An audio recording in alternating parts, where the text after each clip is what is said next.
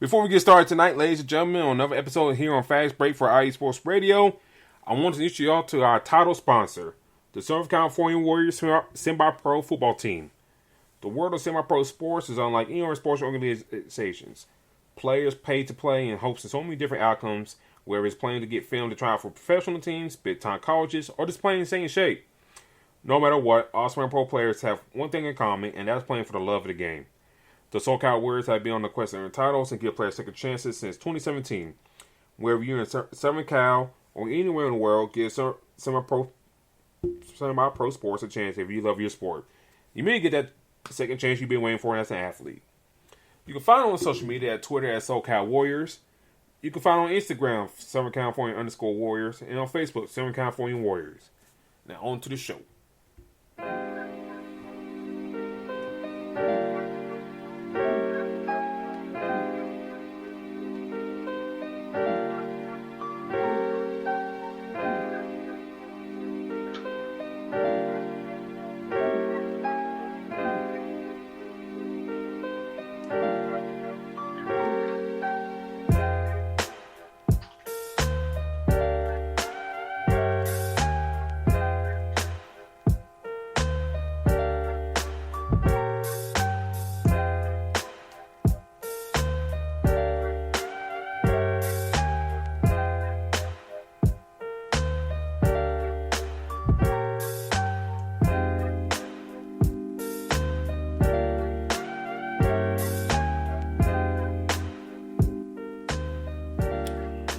We are back this week discussing the finale of NBA Summer League.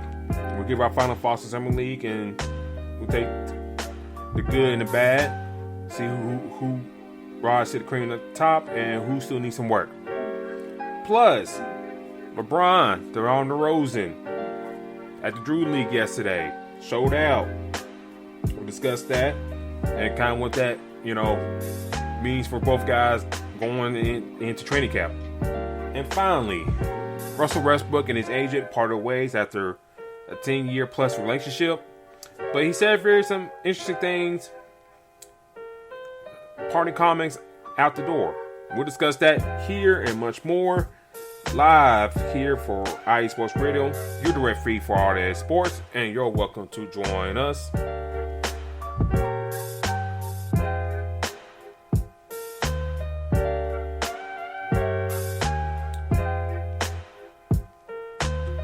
And join us as you shout tonight, ladies and gentlemen. Lots to talk about, lots to get into. We're going to get the ball rolling here. D-Log, how you doing tonight, sir? I'm doing really good, man. Been kind of busy. I know we talk about basketball a lot, even during the off season. Also, I know a lot of people paying attention. There's a world champs for track and field going on actually right now as we speak. Shout out to one of my best friends, Marvin Bracey, getting second yesterday. USA, they swept 1-2-3 in the 100 yesterday. So they did a hell of a job yesterday. Great way. It's actually being hosted in Oregon. So if you guys got time, definitely check it out during the week. But that's what I've been doing, man. I know basketball season is done. We got, I believe, 8 weeks until football season comes around. But we got a track going on right at this moment. So that's something that we definitely tune into, and it's also on NBC Sport. Yes, sir. Let's hop into it, D-Lock. The Summer League concluded today. The Portland Trail Blazers actually, won the Summer League. They beat the New York Knicks in the championship game. Where are your final thoughts of Summer League with the rookies and second year guys, stuff like that? What are your final thoughts as a whole? Like, who do you put? Who you think had a great showing during these couple weeks, and who you think needs a lot of work? I mean, it's been very interesting. Like I said, not to be biased, I love what I've been seeing out of Paulo. Those top three picks in check. Jabari Smith and Paulo have been playing extremely well. I really love what they have going on. Now, a couple other guys we've seen, do their thing. I definitely like a few other guys in the draft that are trying to make themselves known, show that they are NBA ready and will be NBA ready. I think the biggest thing that went out for me, honestly, is the fact that I think the weight that Chet holds. I think that's gonna play a big part in how he performs. Not only this year coming up as a rookie, but his full career. We made a big comparison between him and Kristaps Porzingis. One thing about the unicorn Porzingis is he's always hurt. He's injury prone. I think it's because of his sprain. Now, we made that comparison with a Kevin Durant. Kevin Durant has a history of being hurt as well, but he does have that shot. But now he's getting back to being 100%. So I just tag that along with Chet. Is I feel like we see him look good in certain specific games, but some games that he struggled, they were against teams that had big men, real thick big men that can actually stay down low, grab boards, and that he has to body up again. So for me, I think that that's going to play a huge part in how his career goes. That's one thing that did stick out to me. A couple other guys, a few noticeable, but mainly I kind of wanted to see what the top 3, top 4, picks did this, during summer league. So, like I said, I definitely like what I've seen. I think it was somebody mistakenly put a tweet out that Jabari had a hell of a game. They said he had like 50 scoring points, which is incorrect. I think he had 15, something like that instead. So, but they look, I like what we're seeing. I think the league is in good hands with the players coming in the following year coming up. I think for me, I look at the good. For Portland winning the championship, and for Terry Rodriguez asking this question, so teams really get championship rings from winning the summer league. I mean, that increases fans, players, and coaches caring more about it. But I think the ring's a little over the top. Yeah, I agree. I think getting rings ain't really necessary for summer league. I was just like, okay, just give the team the trophy. You did a great job. Hey, it is what it is. I don't want to see like 2 years down the road, some guy that didn't make it in the league or playing up in Europe or somewhere like that, trying to hawk it for some money. It's not really necessary. And it's not like if a player does that, it's not like a good look for the league. Like 2 years down the road, somebody's doing that. So I agree with you, man. Terrence, like, it ain't a big thing for me. It's like, it's not kind of doing too much. But anyways, back to the Blazers. Okay, you win the summer league. Some positive momentum to go into next year, or this upcoming year, whatever. I think it's a good sign. You got a lot of young guys on that roster. With Trenton Crawford being named MVP in that series. In the summer league. Good luck for him. Hopefully he can carry that to this upcoming year and possibly be the guy playing right behind Jeremiah Grant in the rotation. So that's a positive right there for the Blazers. Also stay with the Blazers. I know Shaedon Sharpe didn't play. He got hurt. So, hopefully he can come back ready for training camp. Because if you still got Dame in place, you gave Anthony Simons his big money deal, brought back Jurcic, Brian Jeremiah Grant, you kind of like rolling the ball that you trying to at least get back to playoff contention. And I think it's a good step forward towards that. I want to give a shout out to New York Knicks real quick, D-Lock. Making it to the championship game like this. There's stories out there about the Knicks maybe putting in bid for Donovan Mitchell. And then some reason, and then the Jazz want six round picks for them. Now, as we discussed on draft night,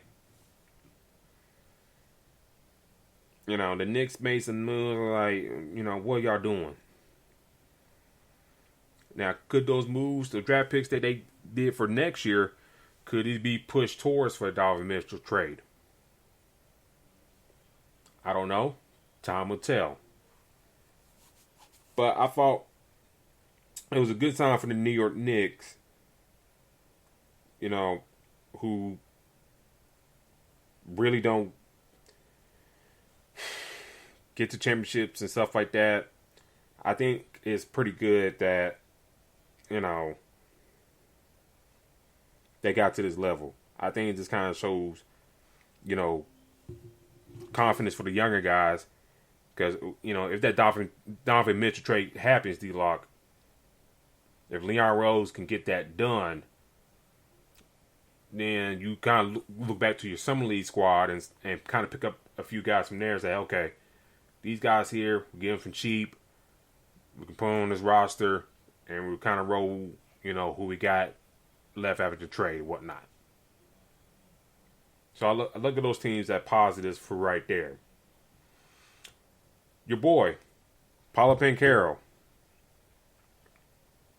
looked very good for the time he played in Summer League. I kind of wish Orlando didn't shut him down, but I understand it.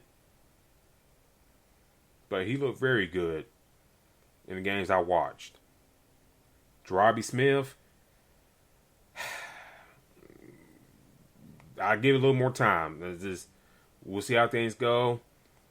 You know, I ain't trying to like some folks real quick in today's society just kind of diminish folks quickly. If they don't come and play up to snuff at the bat. Chet Holmgren, I liked what I've seen. Like you mentioned, I think, you know, if you had put a player comp on him, Kristaps Porzingis, and like I mentioned in the past couple of weeks, talking about Holmgren. That first game, you know, going against Taco Fall. And Taco Fall is taller than Chet Holmgren. But Holmgren, hey, he was over that guy. Dunking on him, rebounding over him and stuff like that. So, even with his small frame, he got some little dog in him. He ain't scared. You know. So, I think he'd be fine. He played well for me. You know. Add some little weight, he'd be fine. Like I mentioned to you before, who's really going to take advantage of his weight and stuff in today's NBA? Not too many guys. But I do want to shout out Keegan Murray for the Sacramento Kings. He had a hell of a summer for the Kings. Oh, yeah. And damn it, I mean, there's been some reports saying like some people had him high as a number 2 in their board. And, you know, time will tell how this draft will shake out, but damn it, he looked good from the minute go. And I think with Mike Brown company there, I think they may have got something there in the 4th overall pick. Time will tell. We are talking about the Sacramento Kings here. But Mike Brown can pull the squad together with De'Aaron Fox, Sabonis, Davion Mitchell. You know, now you have throwing Keegan Murray in the fold, Richaun Holmes, Harrison Barnes. You know, Sacramento looking pretty good. But that's a big if, though. So we'll see. The bads real quick for me, D-Log. Sharif Cooper for the Atlanta Hawks. Sharif Cooper was a 2nd round pick a year ago. And I know the Hawks make some moves and stuff like that in this offseason. But Sharif Cooper, the stat lines and stuff like that I read were not good. And I'm talking about a Sharif Cooper that came out, I think, too early. And this is your second year in, and you playing like that. It's not a great sign for you, Mr. Cooper. Now, things can change come training camp and whatnot in the preseason, but Summer League was not very kind to him, in my humble eyes. But I just kind of look at those things, D-Lock. You know, some guys look good, some guys, did all right. Some guys need a lot of work and whatnot. But I also want to preface to saying this.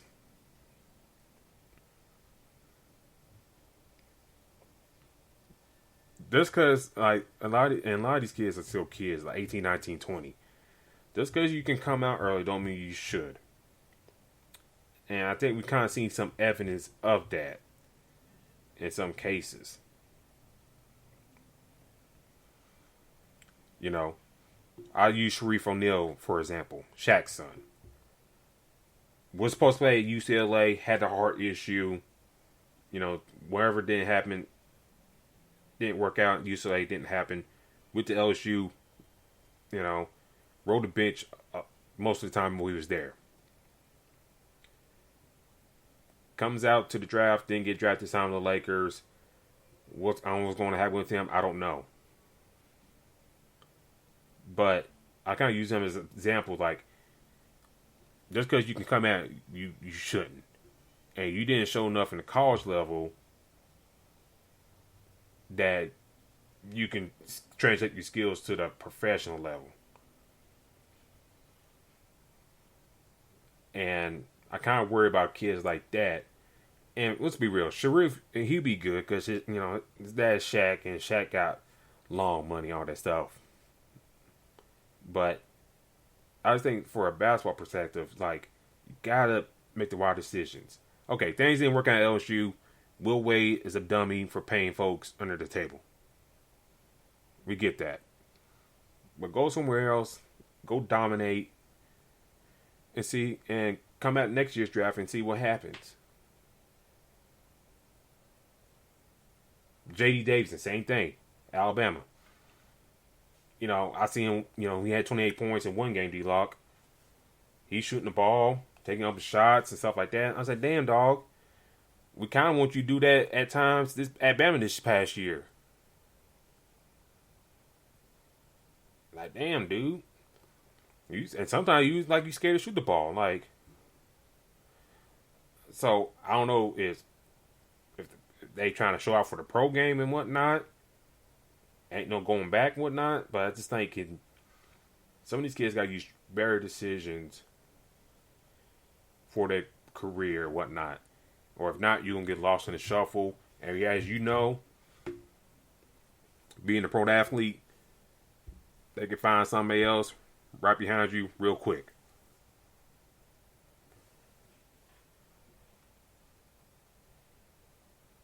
Yeah, I definitely seen him tweet. I think I seen it earlier talking about he appreciate the opportunity that the Lakers gave him. So, but like you said, maybe it was some too soon. And we know how the NBA is not like the NFL, where we see players go from team to team, and then they come out later on and show what they can do. Sometimes some of these players are out there. We don't really see him that much, but he does have that last name of O'Neal, so we may see him later on just because of that opportunity. I say, if y'all hear this, somehow, if the O'Neals hear this, don't take this out and taking a shot at your sons. It's like, I'm just saying, he didn't get out the pine at LSU. Then you trying to come in the draft, doing it as a favor for Shaq to bring your son along for a workout and then for the summer league.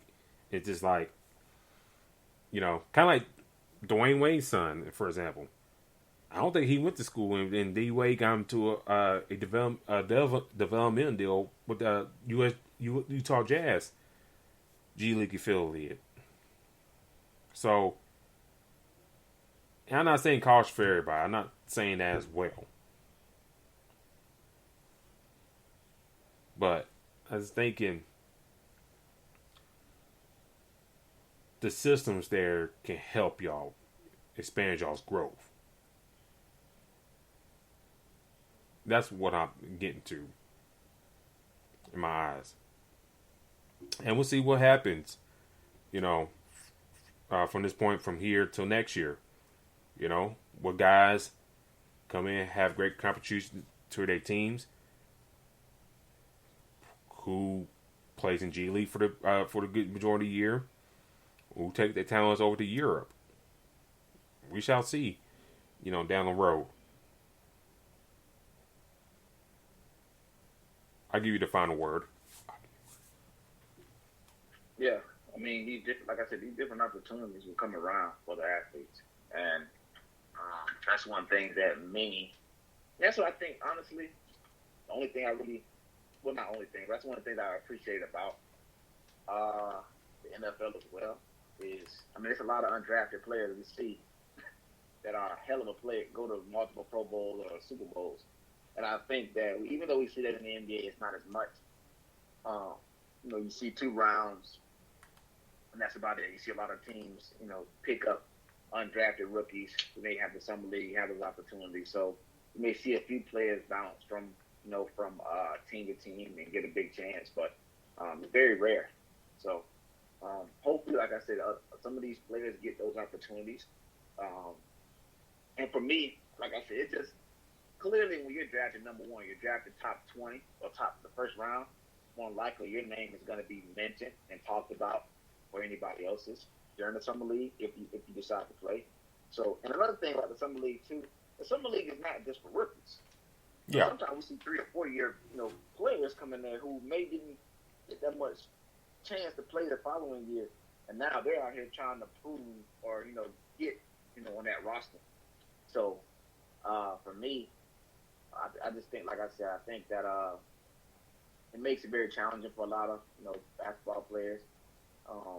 But it's good to see those opportunities come up, and hopefully moving forward, we'll see these rookies take advantage. But like I said, the fact that we do have a summer league is one thing I do also appreciate about the NBA too, because as soon as the season ends, you still have another small season right after. Yeah. Yeah. So, like a Kenny Lofton Jr., for example. Last game had 27 points, 12 rebounds, 3 assists. I think if he lose about 20 pounds, hey, I think sky's the limit for him for the league as a role player and whatnot. But that's what like some of these about. Like guys like him who go undrafted, and had like a strong summer league. And especially for the Grizzlies, has done a good job for the past at least 10 years developing nice young guys to play in their squad.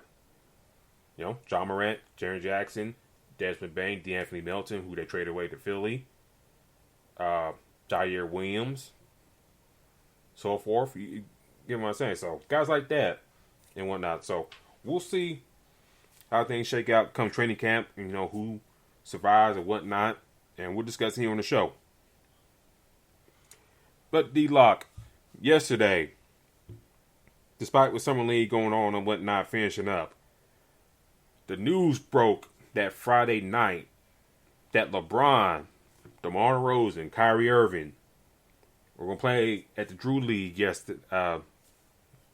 on Saturday. And everybody thinking, oh shoot, how can we watch it? LeBron played at 3:45. Our time here, or your time, would be 4:45 in the East Coast. And damn it, if y'all watched the stream yesterday, when LeBron showed up, ain't nobody sitting down that whole game at all. LeBron had like 42 points, 10 rebounds, 5 assists, I believe.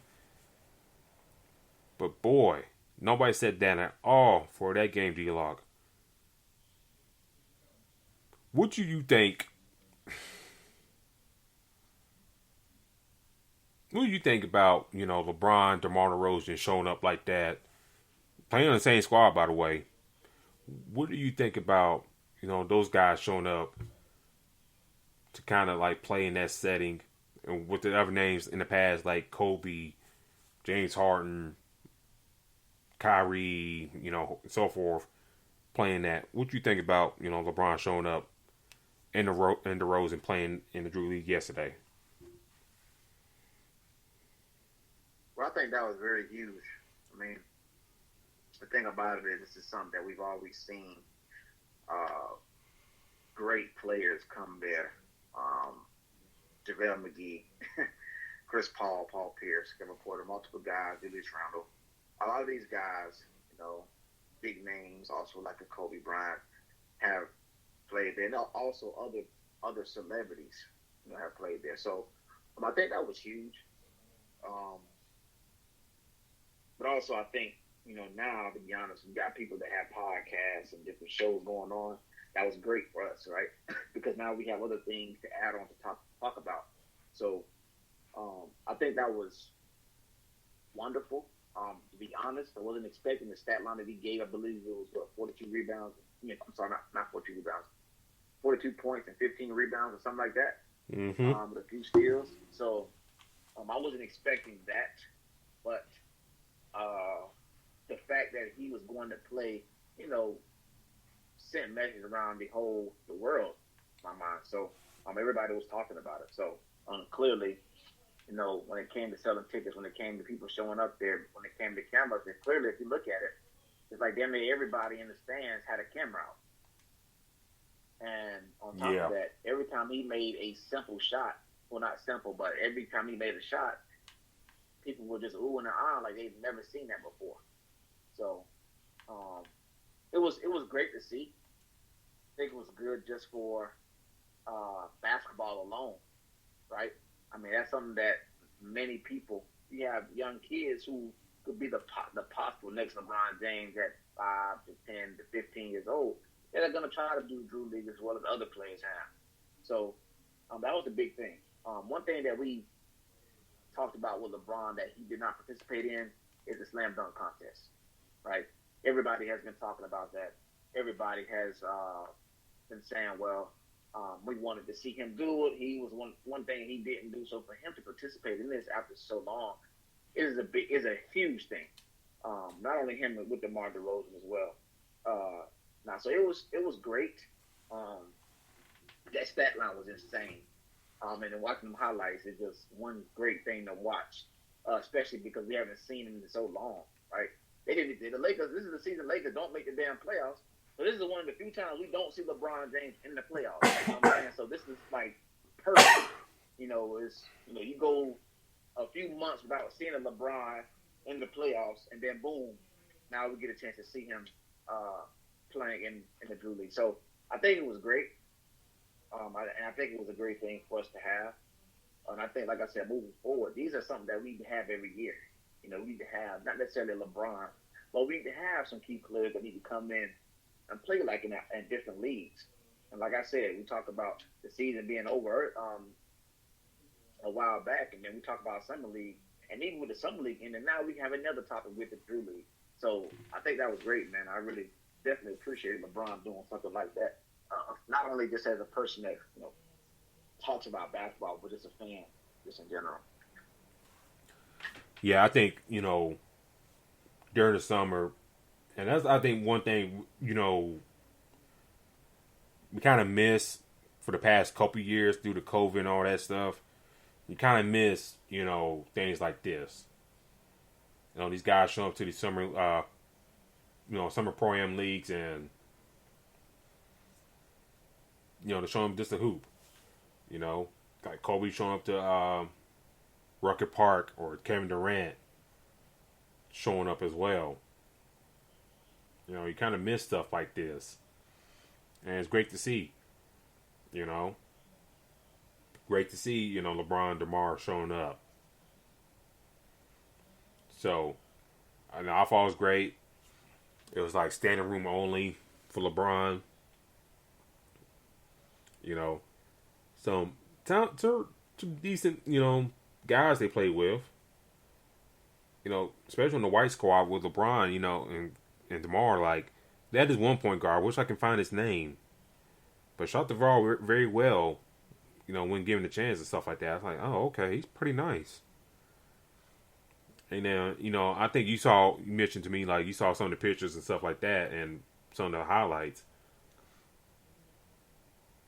of, guarding LeBron and whatnot. If y'all saw the light-skinned bald-headed dude, he played at St. Bonaventure. I forgot his name, but he played at St. Bona. So you get some hoopers that come through the Drew League. You never know, how their walk in society is. They played at college ball and then just came and got a job. Or hey, for that guy, for instance, he probably came out there trying to have it try out for the Lakers G League team or something like that. I don't know. We don't know. So, you get some hoopers in there and whatnot. I thought it was great. Kyrie is supposed to show up, but he didn't. He was supposed to play in the earlier game. It didn't happen. The commissioner for the Drew League, Dino Smiley, on Kyrie's no-show, he said I don't know. They were pretty sure he was coming, but you know how Kyrie is. I guess he changed his mind in the middle of it. So, there's that. So, it sucks that he didn't show up. I did see video of him at Phil Handy's basketball camp. So, I guess, I don't know. Kyrie just does his own thing. I don't know. You know what Kyrie is, man. you know how he rolls. One day he's doing something, the next day he isn't. So it's just something that we know of Kyrie Irving. So to be honest, man, this is not a surprise for me. Yeah, it shouldn't be a surprise, but like for me about him, like sometimes make you worry your bond. You know what I'm saying? Just if you're gonna say you're gonna be there, just do it. Don't be that guy. That I'll be there and then ghost everybody. Just show up, man. Just make a commitment and whatnot. This my humble opinion. So I don't know, man. But I enjoyed it yesterday. I enjoyed the game. The crowd was like ooh and ahhing, like you mentioned, about every little thing.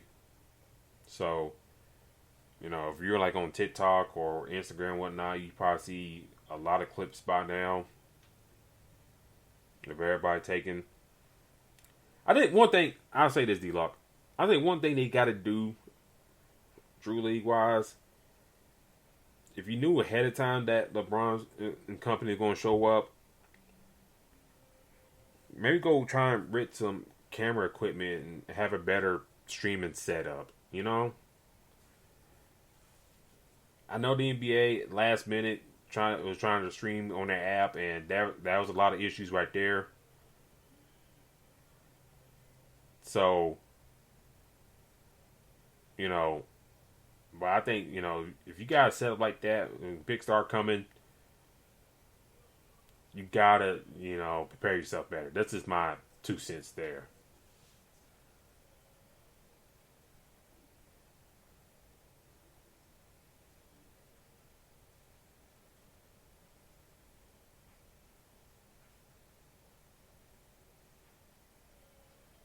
Yeah, I mean, I definitely agree with that.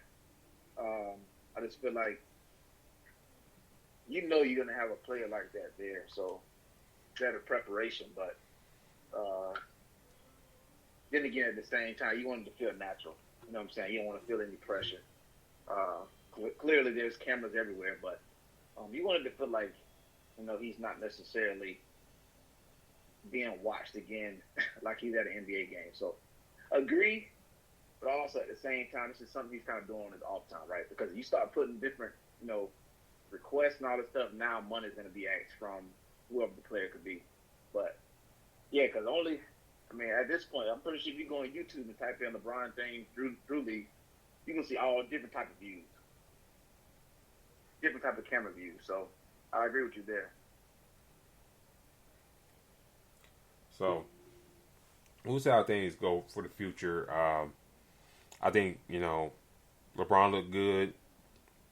We'll wrap it up on this. I think LeBron looked good. DeMarr DeRozan looked good. DeMarr DeRozan he got he got into it with one of the players on the other squad and whatnot. So how many times like some of these guys will get a chance to play with future Hall of Famers. Let's be real about that. You can't really can't say that. You can't really speak that. And like a lot of folks can't claim that. Yeah, I played LeBron James once. DeMar DeRozan. With that alone, you gotta think. So you got some people who literally like, damn, I got to get on the court with LeBron James. Like, hell, to be honest with you, I don't even take a shot.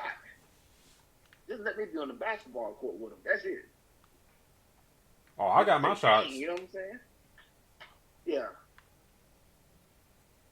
So that's just, opportunity that you look at. And many people can say, dang, like, this is what they've done. So, hell, I've already put it on my list before this year is over to go to a Lakers game. Because I want to be able to get a chance to, experience and seeing LeBron at a basketball game. So to be on the court with him, it has to feel great. Yeah, I think it does feel well. I think, these guys will cherish it for the rest of their lives. And then, hopefully next year more surprises like this happen. Maybe it's Steph Curry show up. Maybe Jason Tatum show up. Jaylen Brown. I saw Kevin Durant video of him in Portland about to hop in on a Pro-Am game. So who knows? These guys just show up and ready to hoop. So we shall see. But D-Lock, I think the main thing tonight, Russell Westbrook and his longtime agent, Thad Forsher, parted ways. But Thad Forsher had some very interesting comments. Well, like a statement he put out.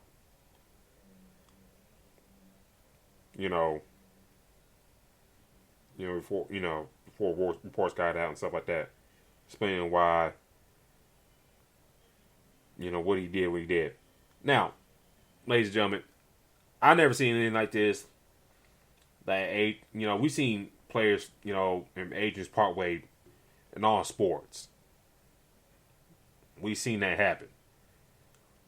But I don't think we never seen anything like this. Unless my mind escapes me, like maybe like that big mouth Drew Rosenhaus maybe said something back in the day. I don't know. So I'm trying to pull up the quote. Oh God, I saw it the other day.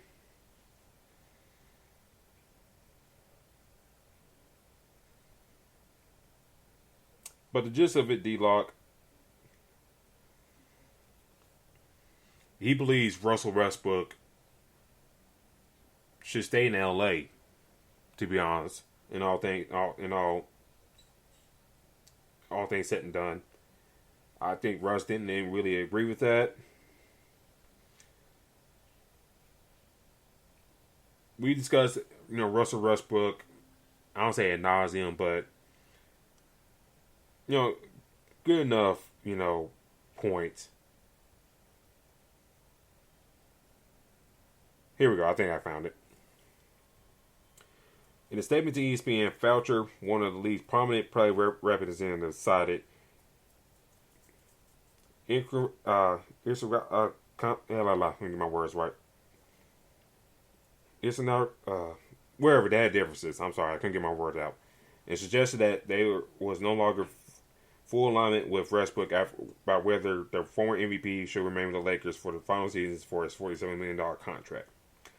Forster believes that Westbrook's best option is to stay with the Lakers, embrace the starting role, and support that Darvin Ham publicly offered.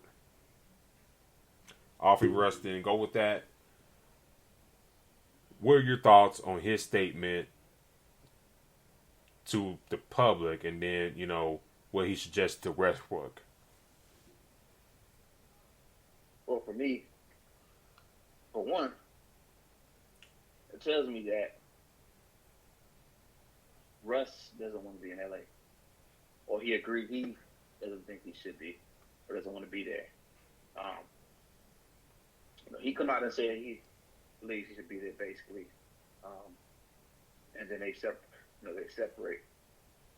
It just seems as if, with things going the way they are, that we will see these two.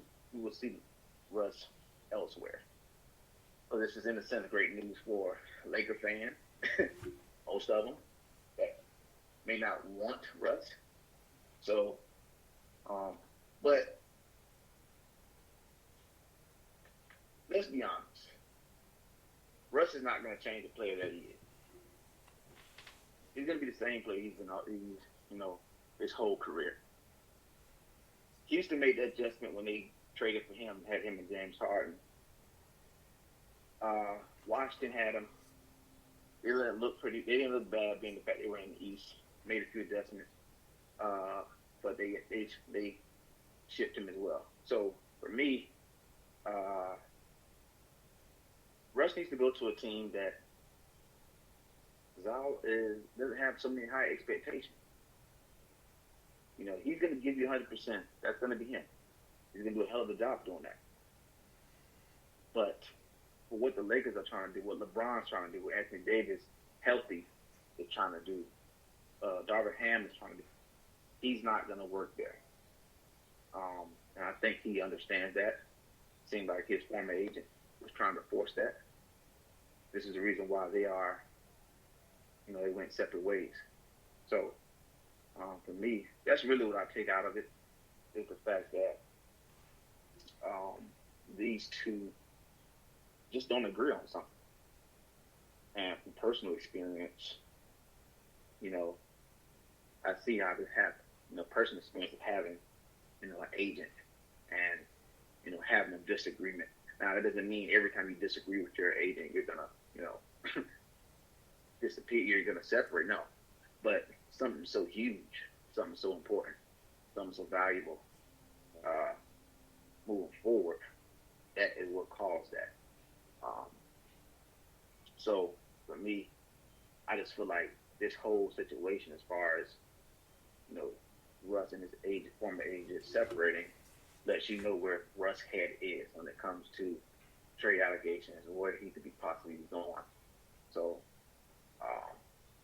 yeah. That's the biggest thing that I take from this. Clearly, he wanted him to stay in LA, and Russ isn't having it, or doesn't plan to. So, bottom line, I think we see Russ traded soon, very soon.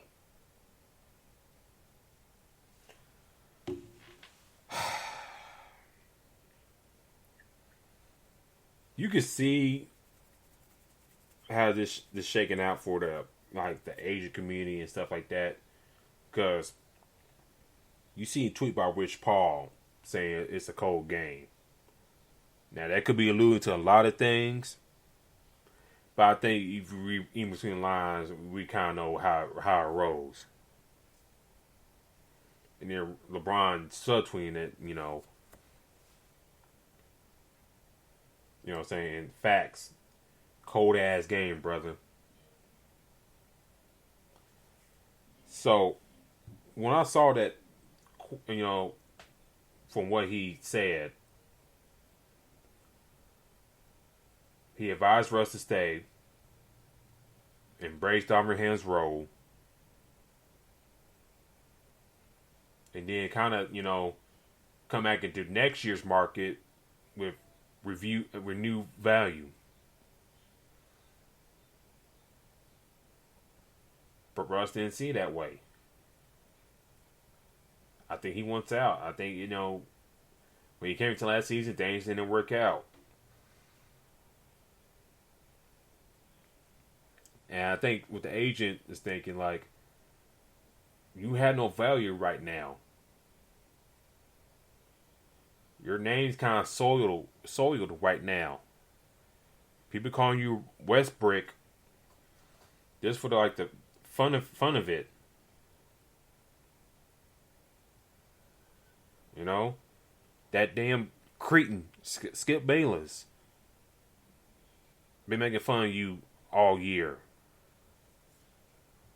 Hell, I just saw a video today. I think I sent it to you. The damn the Spurs rookie. I forgot his name.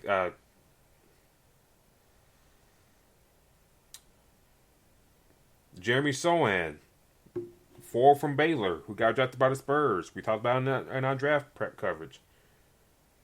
Making fun. Well, they were doing the game and whatnot, and the question about who's this person get a triple double and stuff like that, and the joke was about Westbrook. He brought up who shoots a lot of bricks, Westbrook. His name is soil right now, D-Lock. And I think that's what the agent is trying to relate to him, and Russ don't see it that way. And if he gets traded to Brooklyn or gets, there's another story I saw, like, maybe him get redirected to San Antonio and getting bought out. I mean, I'm not saying somebody will pick him up, but, it'd be like close to the midnight hour. And I think it was wise for Darvin Ham to put his public support out there for Westbrook. Because he didn't really get that a lot this past year. Am I right? Yep, you're right. Yeah. I mean, he really didn't get that a lot.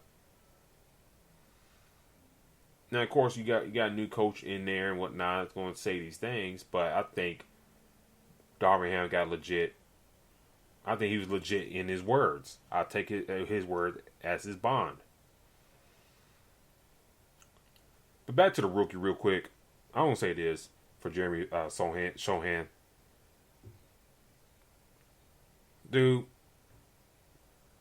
you better hope, I'll say this, you better hope Greg Popovich doesn't just keep Westbrook around just to keep him around to kind of teach you a lesson. Because Popovich probably will do some crap like that to kind of teach you a lesson, to have Westbrook around, to kind of humble you behind. So let me just say that, get that out the way. I know tongue-in-cheek and whatnot, but you ain't played the game yet in the NBA and all that stuff. You had a good season for Baylor. But come on, rookie. And I see some of the vets already calling him out on this. Kind of scale it back for here in the meantime. But having said that, I don't know, D-Lock, I don't know what plan Darvin Ham has for Westbrook or how he's going to use him. This Lakers squad, as we see it constructed right now, it's going to really depend on those three guys, LeBron, Anthony Davis, and Westbrook. Malik Monk's gone. Melo's gone. Wayne Ellington's gone. you know, in now to the fold. Lonnie Walker, Thomas Bryant, uh,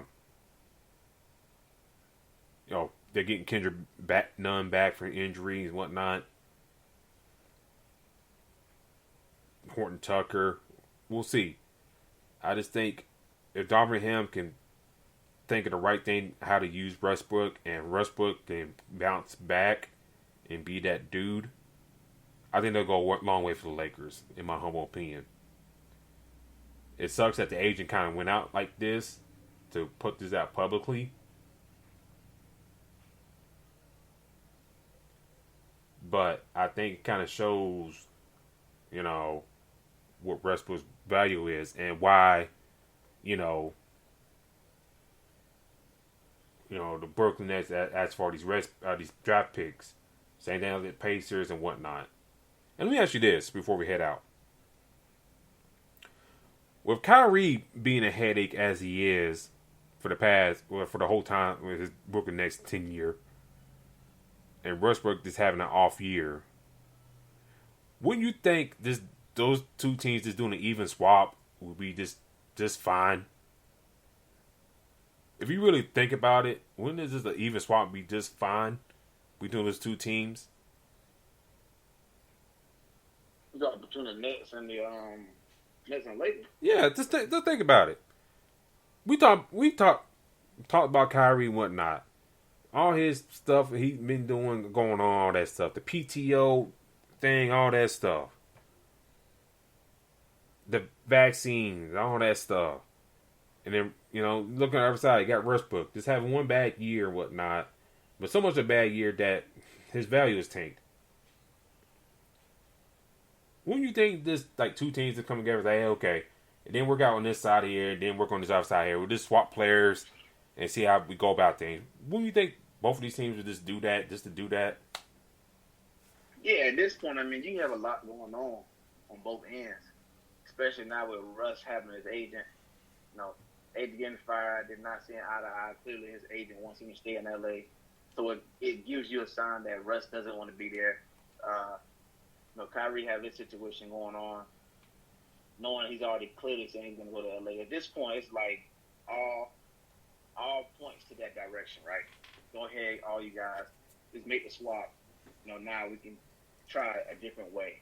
But at the same time, Brooklyn doesn't have just the Kyrie situation to worry about, right? They still got to worry about KD. So there's two things that Brooklyn has to worry about compared to the Lakers.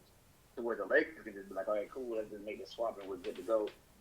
Brooklyn also has, a different situation that they have to handle as well. So, it sounds like it'd be a simple thing, which it would be for both to just swap and say, hey, all right, let's get this shit over with, because clearly these two are clearly saying they want to go in different areas.